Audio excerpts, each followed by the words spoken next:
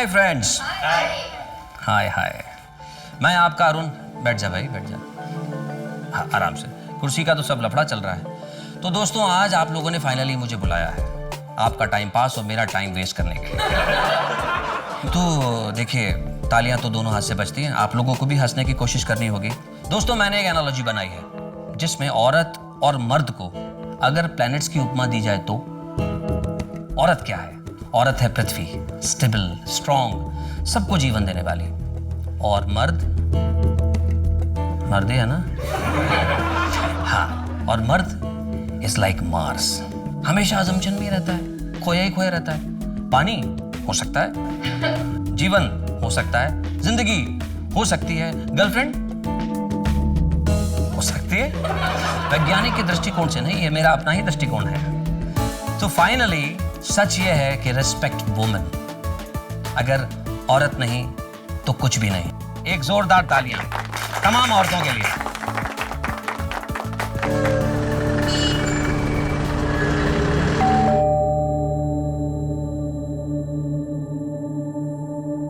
अरे आप? यहां से गुजर रहा था तो सोचा आपका हालचाल पूछता चलो।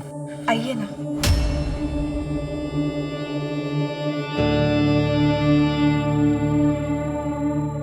बैठिए। चाय पियेंगे आप? हाँ बिल्कुल। जी, मैं अभी बना के लेके आई।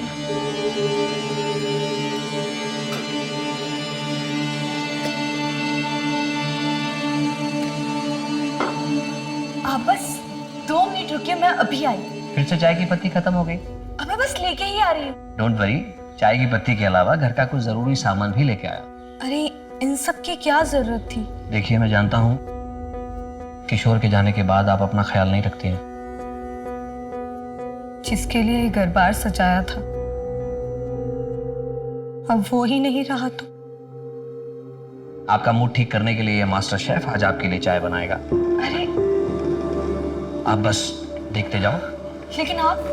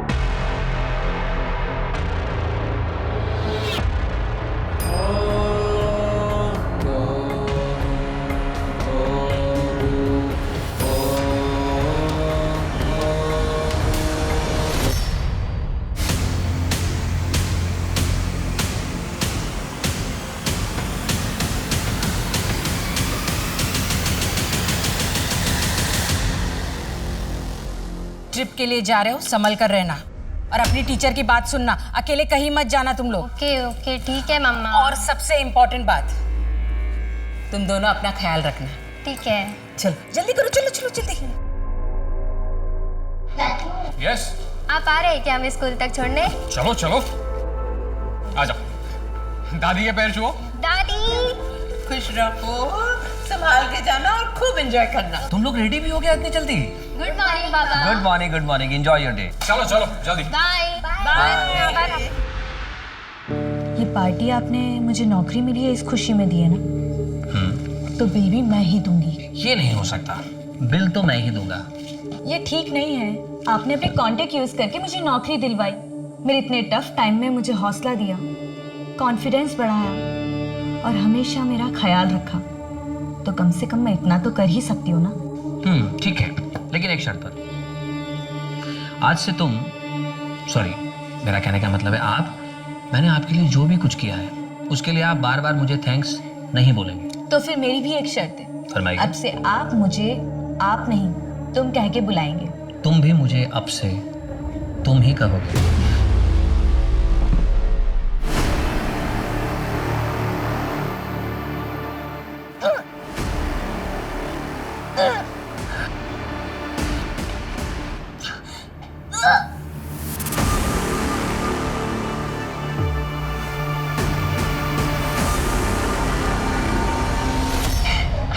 सोनी,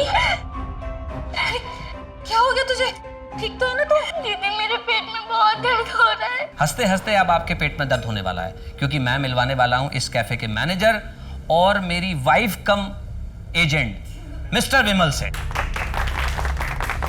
वो मैं इसलिए कह रहा हूं, इसने एक प्रोग्राम क्या दिला दिया, मुझ पे ही रुबाब दिखाता है और पैसे भी मुझसे लेता है पत्नी की तरह। देखिए पत्नी क्या करती है, पैसे लेती है लेकिन ख्याल रखती है, खिलाती है, पिलाती है, प्यार करती है, रोमांस करती है, लेकिन मैं इसके साथ रोमांस कैसे करूं? और सबसे इंटरेस्टिंग बात यह है कि इसका नाम देखिए क्या है, विमल, जो कि एक नर का भी हो सकता है और नारी का भी। क्यों विमल, मैंने सही कहा ना? तो दोस्तों कल मैं फिर मिलूंगा अपनी इसी पत्नी के साथ आपसे। बाय बाय, अपना ख्याल रखिए, आसपास सफाई रखिए।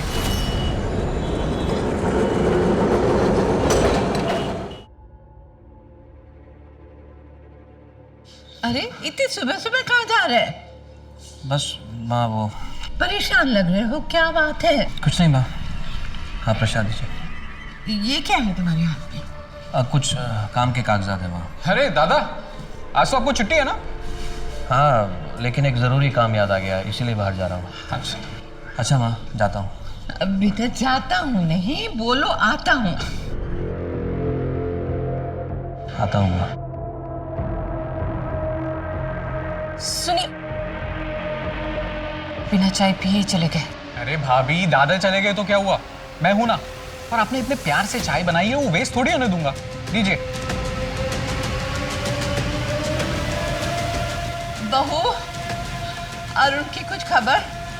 सुबह से निकला है, कुछ खाया पिया भी होगा कि नहीं? और बच्चे पिकनिक पे गए हैं, उनकी कोई खबर? बच्चे ट्रिप में मौज कर रहे हैं, बहुत खुश है वो लोग। मेरी फोन पे बात हुई थी, पर अरुण की। हाँ ठीक है, आपको जैसे ही कुछ पता चले मुझे तुरंत कॉल करो। Okay bye. अरुण की कोई खबर? नहीं माँ, किसी को नहीं पता वो कहाँ है। मैंने सबसे पूछ लिया, समझ में नहीं आ रहा, अपना फोन बंद करके बिना किसी को बताए कहाँ चले गए हैं। कल सुबह से मेरा बेटा कहीं चला गया है, उसे कहीं से भी ढूंढ कर लाइए। आप लोगों ने ऑफिस वालों से, दोस्तों से, रिश्तेदारों से पूछताछ की? सबसे पूछा सर। फिरौती का कोई फोन आया था? नहीं सर। बाहर वालों से किसी के साथ झगड़ा, किसी ने धमकी दी हो? हाँ सर, एक बार दादा ने उनके मैनेजर बिमल पे जोक बनाए थे। लोगों को तो बहुत मजा आया था, लेकिन बिमल बहुत भड़क गया था। पहले ही पहुंच जाते तो अच्छा रहता। हाँ, मजाक हो रहा था मेरा, कमीने। विमल मेरी बात सुन, तूने मुझे वहाँ सबको हंसाने के लिए तो बुलाया था, मैं बस अपना काम कर रहा था, लोगों को हंसाने की कोशिश कर रहा था। देख, दिल से सॉरी बोल रहा हूँ, जो हुआ उसे भूल जा। अबे, अरे सबके सामने इंसल्ट करता और इधर अकेले में सॉरी बोलता है। अरे छोड़ो यार, इनको क्या कर रहे हो आप? तूने मेरा इंसल्ट किया ना, देख मैं तेरे साथ क्या करता हूँ। ये छोड़ ना, देख। सर ये बिमल बहुत टेढ़ा आदमी है, कब किसके साथ क्या कर बैठे कुछ कह नहीं सकते। बिमल के अलावा और किसी पे शक है आपको? हाँ, नहीं सर। ठीक है, हम अरुण को ढूंढने की कोशिश कर। आप जाइए सर। इस बिमल की हिस्ट्री ज्योग्राफी निकाला, अरुण की और बिमल के कॉल रिकॉर्ड्स चेक करो, उनकी लास्ट लोकेशन मैच करके देखा, और हाँ, अरुण के बैंक डिटेल्स भी निकाला। हो सकता है ये पैसे वगैरह का मामला।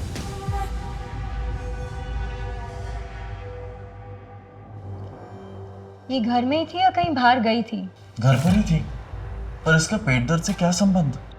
डॉक्टर, क्या हुआ, कोई सीरियस बात है क्या? शोनी प्रेग्नेंट है। सर, अरुण के कॉल रिकॉर्ड्स मैंने बहुत अच्छे से स्टडी किया। अरुण के कॉल रिकॉर्ड्स के हिसाब से अरुण और जैस्मिन के बीच दिन में कम से कम 5 से 6 बार बात होती थी, और बातें बहुत लंबे लंबे होती थी सर। ये जैस्मिन कौन? सर, अरुण के दोस्त की वाइफ। कुछ ही महीनों पहले उसके दोस्त की मौत हो गई, और अगले ही हफ्ते से उन दोनों में बातचीत शुरू हो गई थी सर। अरुण के बैंक डिटेल्स आए? हाँ सर, ये देखिए। लेकिन बैंक स्टेटमेंट से एक इंटरेस्टिंग बात पता चली है सर। जैस्मिन से मिलते हैं? सर,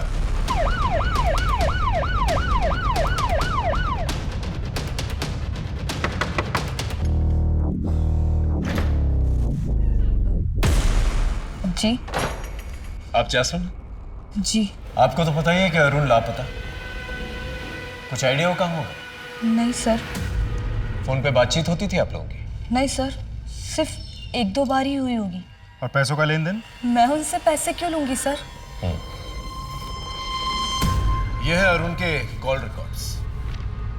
इसके मुताबिक दिन में 5-6 बार आप लोगों की बातचीत होती थी। और यह है उसके बैंक स्टेटमेंट्स। इसके मुताबिक काफी पैसे ट्रांसफर किए उसने आप। अब आप सीधे सीधे बताएंगे या पुलिस स्टेशन चल के बताएंगे? बताती हूँ सर। एक्चुअली अरुण मेरे पति के बहुत अच्छे दोस्त थे। मेरे पति के चले जाने के बाद उन्होंने मेरी बहुत मदद की, पैसों से ही नहीं, मुझे अपने पैरों पे खड़ा किया और उनकी ये मदद मैं कभी भूल नहीं सकती। हम दोनों बहुत अच्छे दोस्त बन गए थे और न जाने कब एक दूसरे से प्यार हो गया, पता ही नहीं चला। सब कुछ बहुत अच्छा चल रहा था सर, और एक दिन इस वक्त कौन आया हुआ है? मैं देखती हूँ। हाँ, अरे कहाँ जा रही हो? ये क्या चल रहा है यहाँ? और तुम? इनसे मिलना तो बहुत दूर की बात है, इनके बारे में सोचना भी नहीं। उसके बाद अरुण का यहाँ आना 2 महीनों के लिए बंद हो गया। मैंने भी उसे भुलाने की कोशिश की, लेकिन एक दिन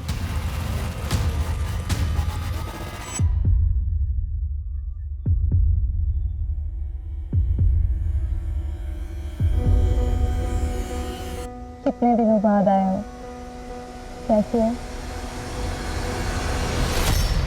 नहीं, मैं तुम्हारे झांसे में नहीं आने वाला।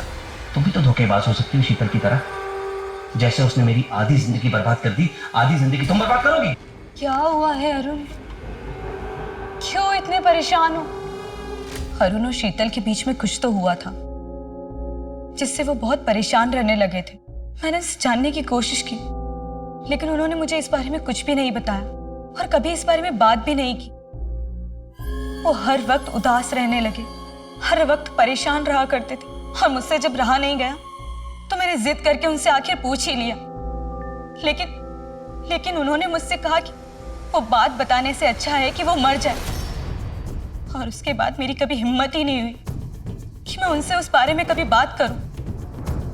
लेकिन सर, वो जो भी बात थी वो उन्हें अंदर ही अंदर खाए जा रही थी। भरा पूरा परिवार था हमारा, तीज त्योहार, खाना पीना, दोस्त रिश्तेदार, हंसी ठहाका। फिर अचानक सब बदल गया। शीतल और अरुण के बीच में पता नहीं ऐसा क्या हो गया कि वो एक दूसरे से नफरत करने लगे, उनके बीच में झगड़े होने लगे। मैंने बीच बचाव करने की बहुत कोशिश की, लेकिन झगड़े की जो वजह थी मुझे नहीं पता चली। और फिर बात बढ़ते बढ़ते यहाँ तक पहुँच गई कि एक दिन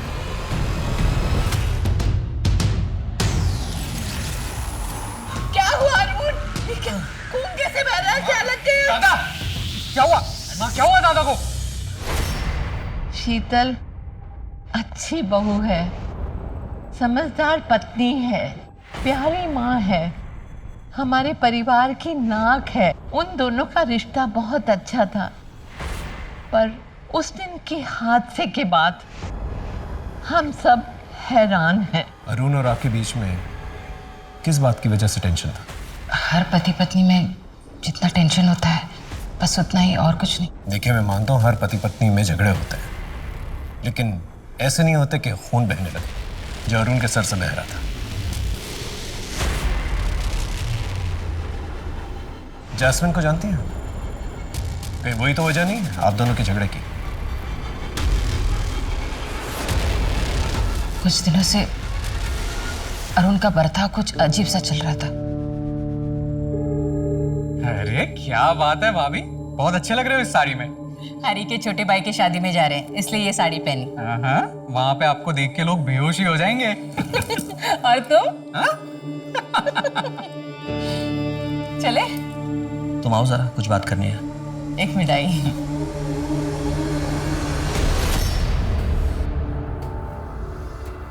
ये कैसा ब्लाउज पहना हुआ है तुमने? विदाउट स्लीव्स है, मुझ पर बहुत जच रहा है ना? नहीं, चेंज करो इसे अभी। मेरा कहने का मतलब है कोई सादा सा पहन लो, लॉन्ग स्लीव्स का ब्लाउज पहन लो। पहले अरुण को मेरी हर एक बात बहुत अच्छी लगती थी, फिर उसे धीरे धीरे मेरी बात उसे खटकने लगी। वजह?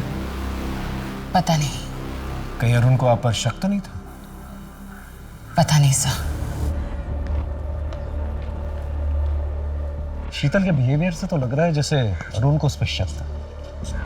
हो सकता है अरुण की गुमशुदगी में शीतल का हाथ हो। ये भी हो सकता है कि शीतल का कोई अफेयर चल रहा हो, लेकिन किससे? क्या लगता है सर? अखिल से? हो सकता है। अगर शीतल और अखिल का अफेयर चल रहा था तो कॉल रिकॉर्ड से तो पता नहीं चलेगा, क्योंकि दोनों साथ में रहते थे। पड़ोसियों से पता करो। अगर वाकई में दोनों का अफेयर चल रहा था तो एक पुख्ता वजह हो सकती है जहां पर दोनों ने मिलकर अरुण को गायब किया। सर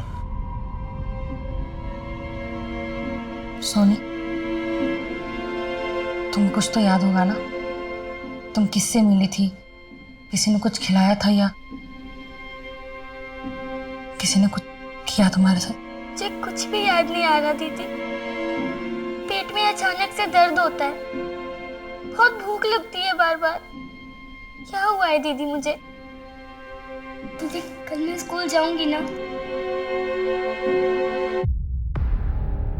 हेलो, क्या? ठीक है, हम अभी पहुंचते हैं। चल सर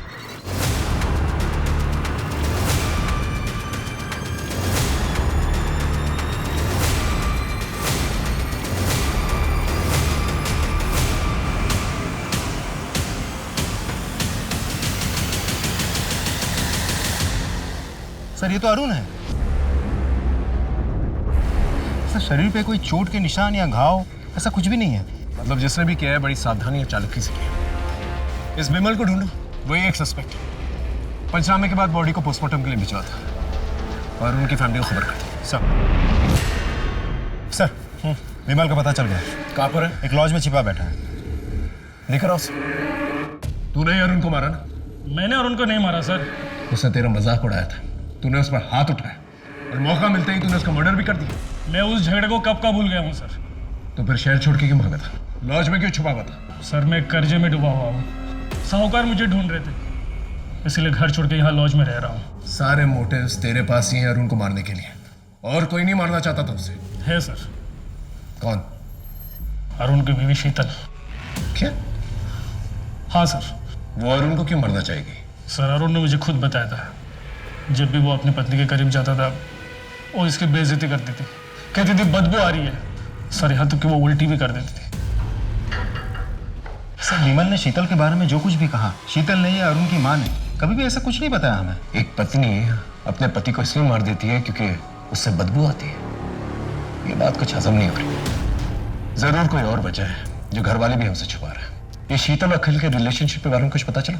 इसे पता लगाने की कोशिश कर रहे हैं, थोड़ा सा समय लगेगा।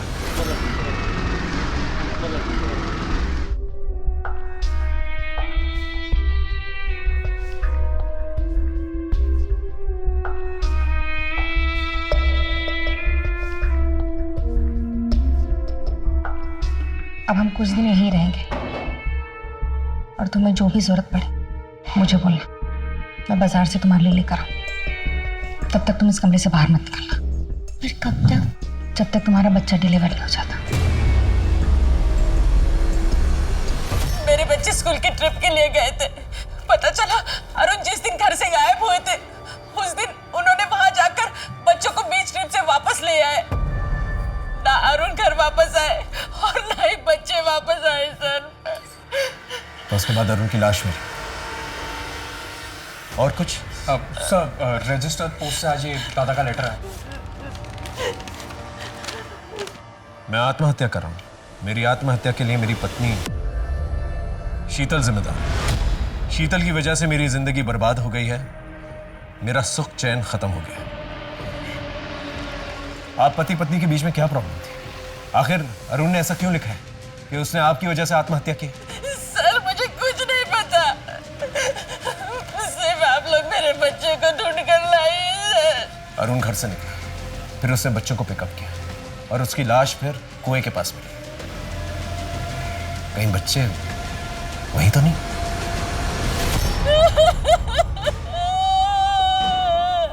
प्लीज, हम आपका दुख समझते हैं, लेकिन हमें अपनी कार्रवाई करनी है। प्लीज प्लीज संभालिए अपने आप। पंचनामे के बाद पोस्टमार्टम के लिए भेजा था। सर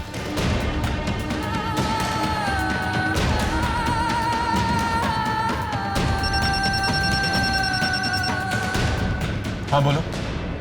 क्या? भाभी प्लीज दरवाजा खोलिए भाभी। दरवाजा खोलो बेटा। सर भाभी ने खुद को कमरे में बंद कर दिया है। देखिए दरवाजा खोलिए प्लीज, दरवाजा खोलो। भाविक सब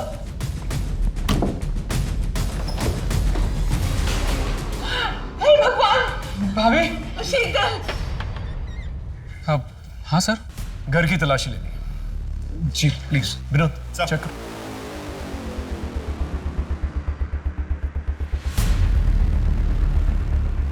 सर अंदर अरुण के कमरे के कबर्ड से ही मिला। ये देखिए। अरुण और शीतल के बीच में क्या प्रॉब्लम थी? नहीं पता। इस बोतल में ऐसा क्या खास है जो इस तरह से पैक करके रखा हुआ है इसे? सर वो दादा के बाल झड़ रहे थे ना, तो वो डॉक्टर के पास से ये तेल ले आए थे और भाभी को इसकी स्मेल पसंद नहीं थी, तो इसलिए शायद ऐसे पैक करके रखा होगा। और हाँ सर, दादा स्टैंड अप भी करते थे, तो अपने लुक्स को लेके वो बहुत सतर्क रहते थे। इस तेल के अलावा कोई और प्रॉब्लम थी शीतल को अरुण से? हमें नहीं पता साहब। ठीक है, इसे हम साथ में लेके जाएं। हाँ जी सर। देखिए अब तो बता दीजिए असल में मसला क्या है, आप दोनों के बीच में झगड़ा क्यों हुआ था?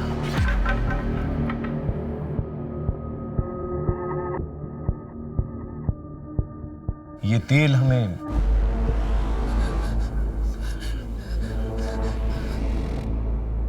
आप अपने पति से नफरत क्यों करती थी? आपने उनके सर पे बोतल फोड़ दी थी, क्या वजह? पता नहीं। देखिए शीतल जी, हम आपकी मदद करने की कोशिश कर रहे हैं, दैट्स ऑल। आप डिटेल में बताइए हमें उस रात को क्या हुआ था, वजह हम पता कर लेंगे। देखिए अगर आप हमें नहीं बताएंगी तो आपके पति की मौत का इल्जाम आप पर आ जाएगा, आपके 2 बच्चों की मौत की जिम्मेदार भी आप ही ठहराई जाएंगी। क्या आप ये चाहती हैं? हम लोगों के बीच में ऐसी कोई बड़ी प्रॉब्लम नहीं थी, सब कुछ अच्छा था। पति पत्नी, 2 बच्चे, देवर, सासू माँ। फिर एक दिन अरुण ने स्टैंड अप कॉमेडी का प्रोग्राम करना शुरू कर दिया। वो अपने लुक को लेकर बहुत कॉन्शियस होने लगा, बहुत महंगे महंगे कॉस्मेटिक खरीदने लगे, घर का बजट बिगड़ने लगा। फिर भी मैंने मैनेज कर लिया। प्रोग्राम के चक्कर में वो रात रात भर घर से बाहर रहते थे, कभी कभी तो एक हफ्ते घर नहीं लौटते थे वो। एक दिन मुझे जैस्मिन के बारे में पता चला, मैं बहुत गुस्सा हो गई, लेकिन उन्होंने उसके साथ वो रिश्ता खत्म कर दिया। थोड़ी अनबन हुई हमारे साथ। फिर एक दिन वो बाल बड़ा करने का कोई तेल लेकर आए।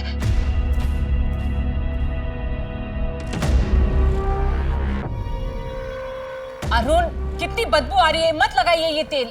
मेडिसिन है शीतल, देखना जहाँ जहाँ से मेरे बाल झड़ गए ना, सारे के सारे वापस आ जाएंगे। प्लीज मत लगाओ, बहुत गंदी बदबू आ रही है।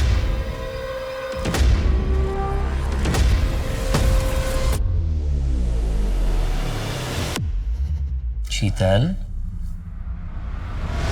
सो गई क्या? हे शीतल,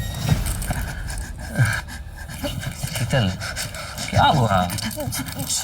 अरे अरे शीतल, ये क्या किया तुमने?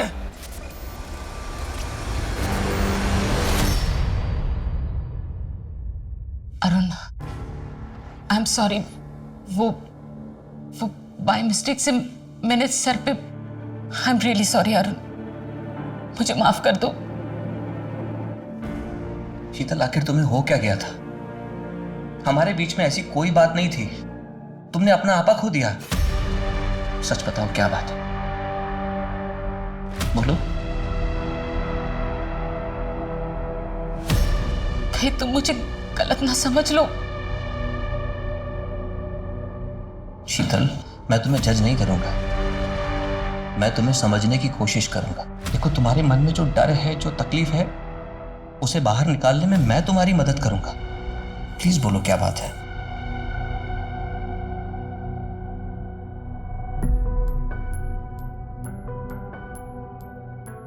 मैं 13 साल की उम्र में ही मां बन गई थी। कब क्या हुआ मुझे कुछ पता नहीं। मैं तो बहुत छोटी थी। दीदी ने मुझे बताया कि मैं प्रेग्नेंट हूं। फिर दीदी ने मुझे ये भी बताया कि किसी ने मेरे जूस में कुछ मिलाया था। फिर बेहोश होने के बाद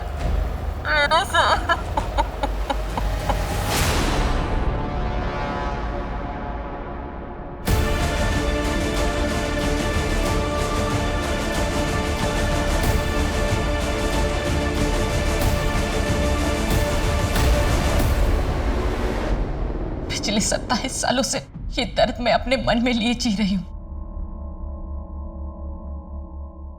अरुण, आज आपने हौसला दिया तो अरुण, आपने मुझसे वादा किया था कि आप मेरा साथ देंगे। अरुण,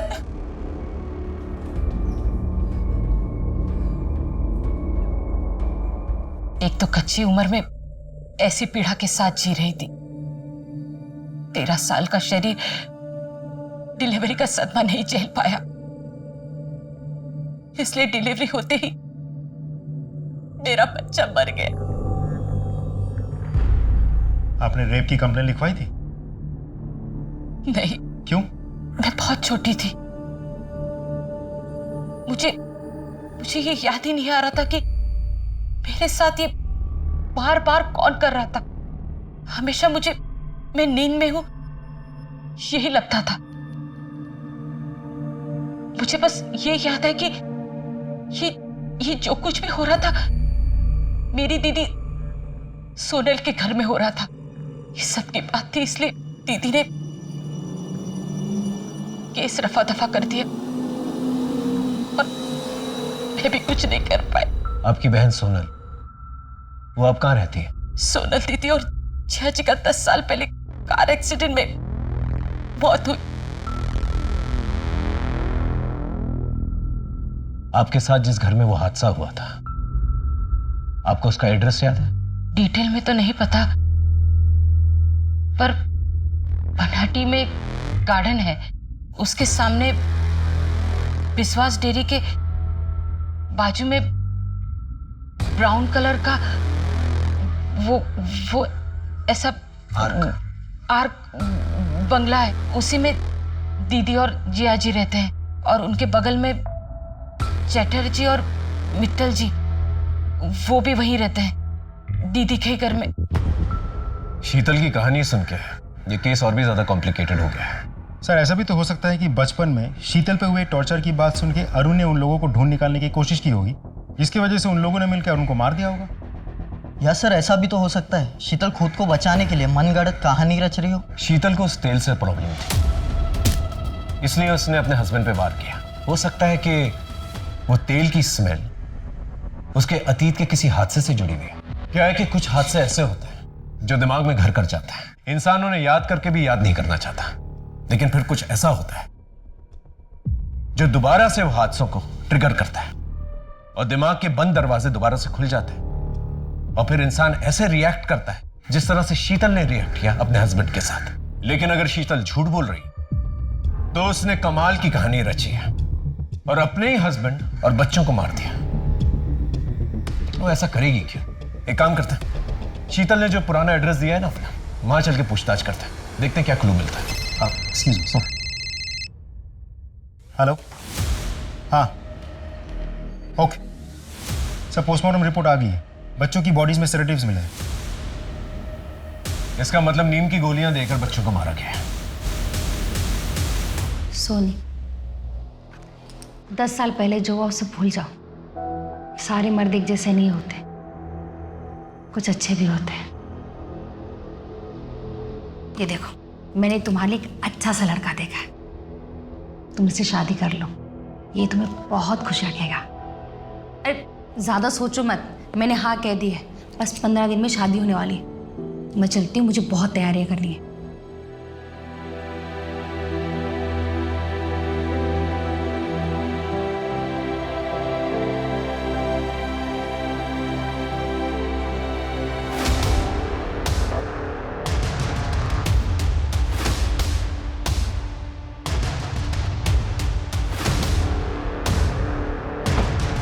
দাদা বলছিলাম এই विश्वास डेयरीটা কোথায়?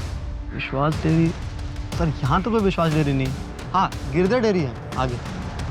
आप यहाँ कब से रहते हैं? सर मैं तो पैदा ही यहीं हुआ था। अच्छा 27 साल पहले यहाँ कोई विश्वास डेयरी हुआ करती थी? नहीं। अच्छा এখানে একটা বাগান ছিল, एक गार्डन, एक बगीचा टाइप ऐसा कुछ? क्या मजाक कर रहे हो साहब, हमारे इस पूरे एरिया के अंदर ना कोई बागान था और ना है। एक आर्ट शेप का ब्राउन कलर का बंगलो हुआ करता था, कुछ याद है? साहब हमारे पूरे एरिया के अंदर सिर्फ अपार्टमेंट्स हैं, बंगलो तो नहीं है। और मित्तल और चैटर्जी साहब का घर? चटर्जी तो सर बहुत सारे रहते हैं यहाँ पे, और पर वो सब अपार्टमेंट्स में रहते हैं। और मित्तल तो शायद कोई नहीं ना अपने एरिया में। नहीं सर। ठीक है सर।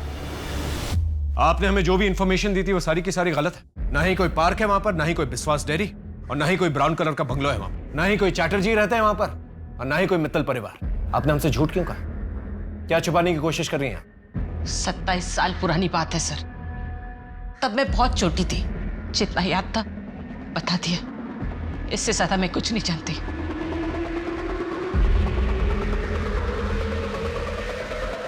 सर ये औरत सिर्फ घुमा फिरा के बात कर रही है, देख लीजिएगा फिर से कोई नाटक करेगी। इसकी सास से पता करो इसका रिश्ता किसके जरिए आया था, हो सकता है कोई क्लू मिल जाए। Right sir. गिरीश जी कुछ तो याद होगा आपको। शीतल की बहन और मैं हम साथ में काम करते थे। शीतल की बहन की और मेरी कभी ज्यादा बात नहीं होती थी, लेकिन एक दिन अचानक वो जॉब छोड़कर चली गई थी। उसके कई सालों के बाद वो मुझे एक दुकान में मिली थी, तब मेरी उससे कुछ बात हुई थी। तब उसने बताया कि वो शीतल की शादी करने वाली है। मैंने भी उसको बताया कि मेरी नज़र में कुछ लड़के हैं, उनमें से एक लड़के अरुण के साथ उसकी शादी हो गई थी। उसके बाद हमारी मुलाकात नहीं हुई। ये शीतल और उसके पति ये दोनों कहाँ रहते थे? ये दोनों अग्रपाड़ा में रहते थे।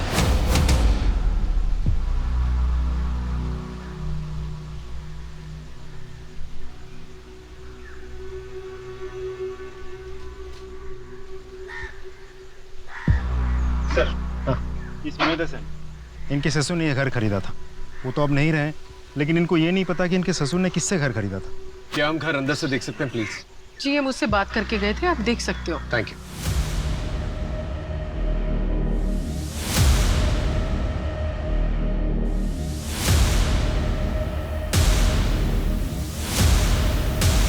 कुछ याद आ रहा है घर देख के? हाँ, मैं यहाँ 5 साल रही हूँ। ये मेरे ज्यादा दोस्त नहीं थे, तो मैं ज्यादा से ज्यादा मैं घर पर ही रहती थी। अब याद आए, उस दिन मेरे दीदी और जिया जी की एनिवर्सरी थी।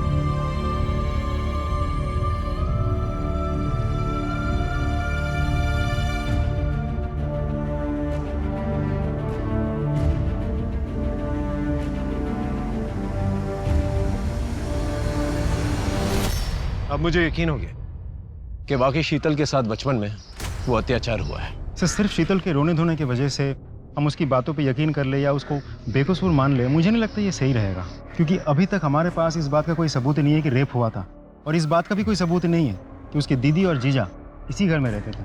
ठीक है, आस पड़ोस में पूछताछ करते हैं उस पुराने हादसे के बारे में, देखते हैं क्या निकल के आता है। मैम 27 साल पहले यहाँ पास में एक परिवार रहता था, पति पत्नी और 10-12 साल की एक बच्ची थी उनकी। कुछ याद है आपको उनके साथ क्या हुआ, कहाँ गए वो लोग? 27 साल पहले? जी। सोनल और प्रताप जी, सोनल और साथ में उसकी बहन शीतल। शीतल नहीं, शोनी नाम था उसका। बहुत ही प्यारी बच्ची थी। फिर पता नहीं अचानक एक दिन तीनों घर बार छोड़ के कहीं चले गए। पता नहीं क्या हुआ था। कोई कहता है शोनी बीमार थी, कोई कहता है शोनी की कोई और समस्या थी। मैंने डॉक्टर बासु को पूछा भी था। डॉक्टर बासु? हाँ, पर उन्होंने कुछ बताया नहीं। हमारे फैमिली डॉक्टर है।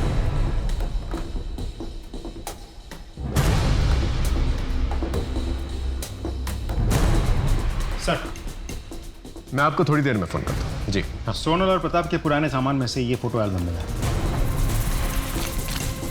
फोटोज को अच्छी तरह से चेक करो। 27 साल पुरानी बात है, मतलब 1993। हो सकता है कोई क्लू मिल जाए। और सोनल और प्रताप के सोशल अकाउंट्स भी चेक करें। Right sir.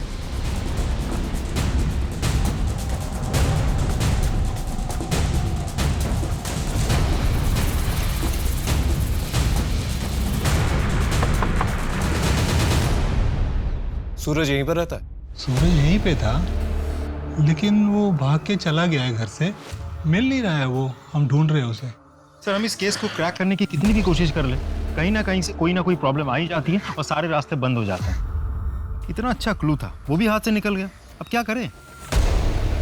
इस केस के सिलसिले में जितने भी पुराने सबूत हैं, जैसे पुराने लेटर्स, पुराने फोटोग्राफ्स, पुराने बिल्स वगैरह, ये सारी चीजें जो है ना शीतल को दिखाते हैं। फिर पता चलेगा कि वो विक्टिम या फिर कत्ल। सर, ये रोनित है, आपके जीजा प्रताप के ऑफिस कलीग हुआ करते थे। ये श्रीनाथ है, आपके दीदी के घर के पड़ोसी हुआ करते थे। अक्सर आपके घर पे आते थे जाते थे। जब आप छोटी हुआ करती थी और आपके घर में कोई नहीं हुआ करता था, तो आपके घर वाले आपको इसी के घर पे छोड़ के जाया करते थे। और ये जो ग्रुप फोटो है, ये उस घर में आपकी दीदी की लास्ट एनिवर्सरी की फोटो है। इसके बाद हमें ऐसी फोटो नहीं मिली। मतलब शायद उसके बाद से आपके दीदी और जीजा ने अपने आप को बाकी की दुनिया से कट ऑफ कर लिया था।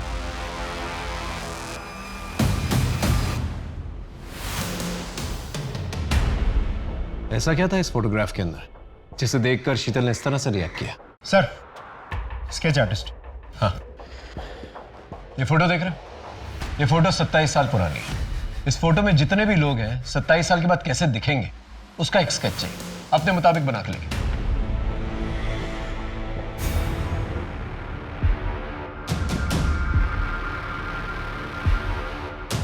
इन सारे स्केचेस को आसपास के पुलिस स्टेशन में भिजवा दिए? जी सर, और हमारी एक टीम इन सारे स्केचेस को सबको दिखा के पूछताछ भी कर रही है।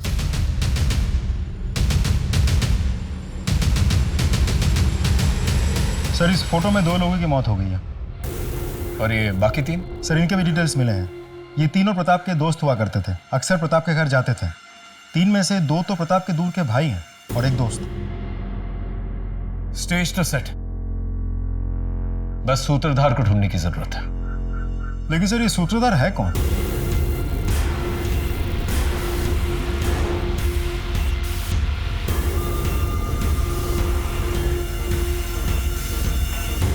आप लोग सोनल और प्रताप को जानते थे? हाँ, वो हमारे बहुत अच्छे दोस्त थे। वैसे प्रताप हमारे दूर के भाई थे, लेकिन दोस्त करीबी थे। आप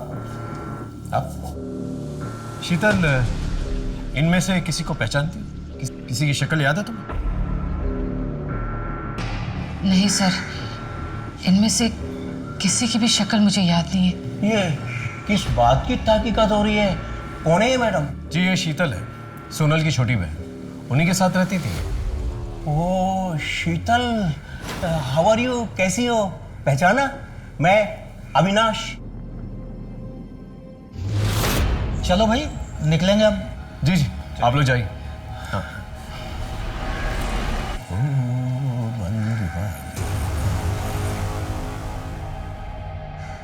एक मिनट प्लीज, वापस आइए। 1 मिनट।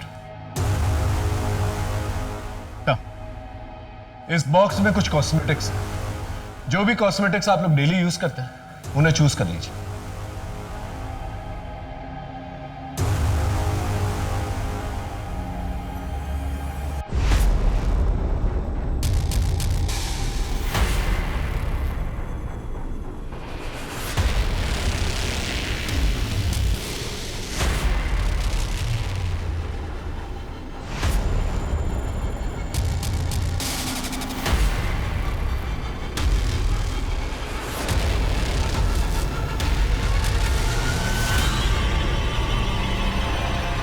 तुम हो ना जिसने मेरे साथ गलत किया, एक बच्ची के साथ गलत किया, ने मेरी जिंदगी बर्बाद की, मेरी इज्जत लूटी। मैं तुम्हें छोड़ूंगी नहीं। संभालो, लेके जाओ, लेके जाओ। क्या बकवास है ये? कुछ भी अनाप शनाप बोले जा रही है। लगता है इसका माथा फिर गया और साथ में पुलिस भी बावली हो गई है। ना कोई सबूत, ना गवाह। अरे वाह वाह वाह वाह, 27 साल पहले की मनगढ़ंत कहानी गढ़ करके तुम मेरी बदनामी कर रहे हो। मनगढ़ंत कहानी है या सच, वो तो हम पता लगा ही लेंगे, लेकिन तकलीफ से अगर बचना चाहता है ना तो अभी सच बताता।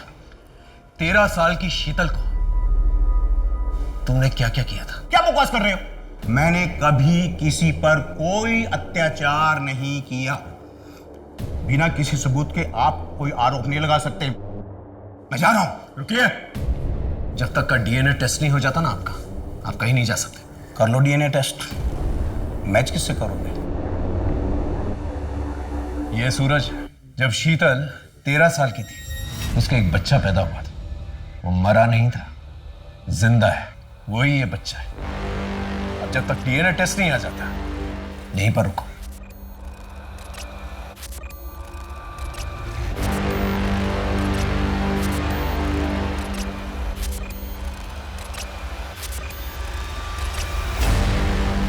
तुम्हारा डीएनए और सूरज का डीएनए मैच करता है। अब सीधे से सच बोलेगा या मार खा के बोलेगा? बोल। बताता हूं। ये हैप्पी एनिवर्सरी।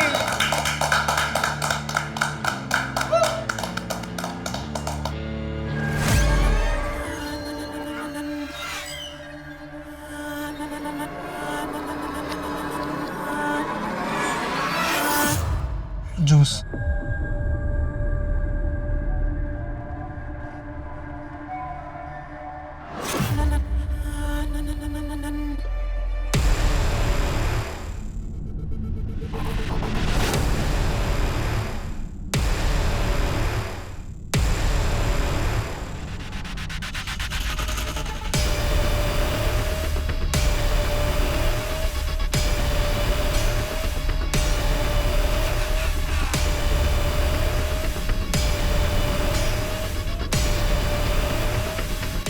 सर, मुझे उसकी लत पड़ गई थी, इसलिए मुझे जब भी मौका मिला तो सोहम के साथ मिलकर शीतल से प्यार किया।